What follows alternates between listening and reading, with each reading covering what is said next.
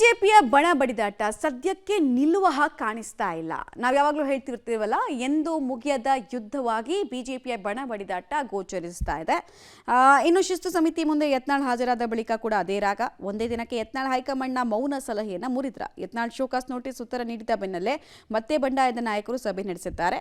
ಶಾಸಕ ಬಸನಗೌಡ ಪಾಟೀಲ್ ಯತ್ನಾಳ್ ನೇತೃತ್ವದಲ್ಲಿ ದೆಹಲಿಯ ಕರ್ನಾಟಕ ಭವನದಲ್ಲಿ ಸಭೆಯಾಗಿದೆ.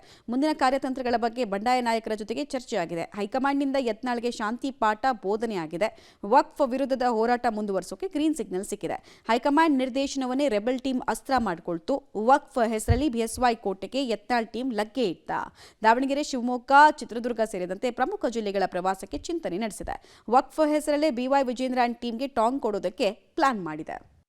ಪಕ್ಷದ ಆಂತರಿಕವಾಗಿ ಪಕ್ಷದ ಯಾವುದೇ ವ್ಯಕ್ತಿಗಳ ಬಗ್ಗೆ ಮಾಧ್ಯಮ ಮುಂದೆ ಮಾತಾಡಬೇಡಿರ್ತಾಳೆ. ಅದು ಸ್ವತಂತ್ರ ಇದೀರಿ. ಏನೇ ನಿಮ್ಮ ಕಷ್ಟ ನೋವು ಇದ್ದರೆ ನಿಮ್ಮ ಪಕ್ಷದ ಮುಖಂಡರ ಮುಂದೆ ಮಾತಾಡೋಕ್ಕೆ ಸಮಾಧಾನ ಆದ್ಮೇಲೆ ಇದನ್ನೆಲ್ಲ ಸಲಹೆ ಕೊಟ್ಟಿದ್ದಾರೆ. ಆ ಸಲಹೆಗಳನ್ನೆಲ್ಲಾನು ನಾವು ಸ್ವೀಕಾರ ಮಾಡಿದ್ವಿ. ಎಲ್ಲವೂ ಸಹ ಸುಸೂತ್ರವಾಗಿ ಬಗೆಹರಿಯುತ್ತೆ ಅನ್ನೋ ವಿಶ್ವಾಸ ನನಗಿದೆ. ಎಲ್ಲರೂ ಒಟ್ಟಾಗಿ ಒಂದಾಗಿ ಹೋದಾಗ ಮಾತ್ರ ನಾವೇನಾದರೂ ಸಾಧನೆ ಮಾಡೋಕ್ಕೆ ಸಾಧ್ಯ ಇದೆ.